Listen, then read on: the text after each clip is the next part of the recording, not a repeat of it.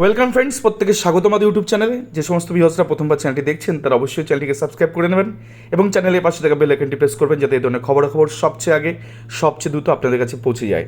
তো আজকে যে বিষয় নিয়ে আমরা কথা বলবো সেটা হচ্ছে সুপ্রিম কোর্টে একটি মামলা, বিএড ভার্সেস ডিএলএড মামলা। আমরা জানি এই মামলা নিষ্পত্তি কী হয়েছিল।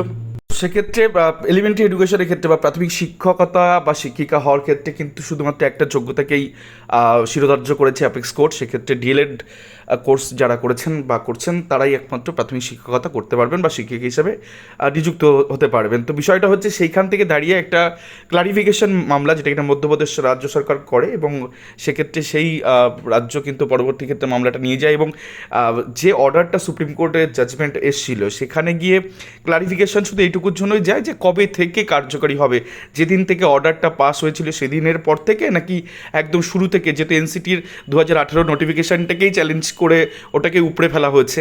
তো সেখান কোন জায়গা থেকে এই অংশটা কার্যকরী হবে, তো সেটার জন্য একটা ক্লারিফিকেশন মামলা মধ্যপ্রদেশ সরকার করেছে। আমরা জানি যে এর মাঝখানে 2018 থেকে 2023 সাল পর্যন্ত বেশ কিছু স্টেট কিন্তু নিয়োগ করে রেখেছে, সেক্ষেত্রে বিএডরাও কিন্তু প্রাথমিক শিক্ষকতা করছেন। তো সেই জায়গা থেকে একটি গুরুত্বপূর্ণ মামলা কিন্তু এই মুহূর্তে হাইকোর্টে চলছে, যেটা কিনা মধ্যপ্রদেশ সরকার গেছে, যে রাজস্থানের যে দেবেশ শর্মা মামলা, সেই মামলাটাকে সামনে রেখেই। তো সেই মামলার কিন্তু আগে একটা হিয়ারিং হয়ে গেছে অলরেডি 13 তারিখে। তো তারপরে গিয়ে এই মামলা কিন্তু জাস্টিস অনিরুদ্ধ বোস স্যারের বেঞ্চে এবং জাস্টিস ধুলিয়ান স্যারের বেঞ্চে কিন্তু 1 তারিখে 1 এপ্রিল কিন্তু লিস্টেড ছিল, কিন্তু কোনো কারণে সেই মামলাটা হয়নি।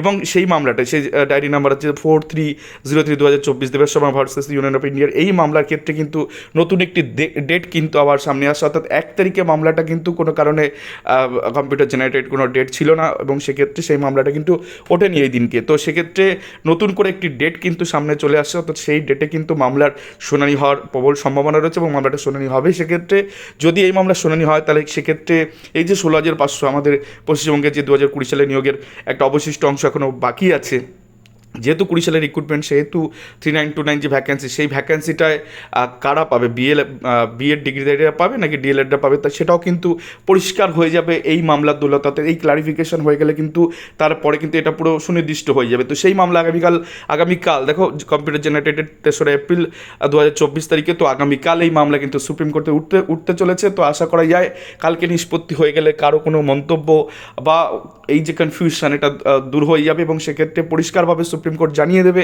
যে কখন থেকে এটা, যেহেতু এখনও কোনো অর্ডারে আমরা সেই অর্থে পাইনি, জাস্ট একটা ওনাদের ওপিনিয়ন ছিল যে অর্ডার যখন থেকে কার্যকরী হয়েছে, সুপ্রিম কোর্টের অর্ডারটা যখন পাস হয়েছে তারপর থেকে হয়তো এমন কিছু চিন্তাধারা তারা নিয়েছিলেন, তেমনটাই গতদিনের হিয়ারিংয়ের পর্বে আমরা শুনছিলাম।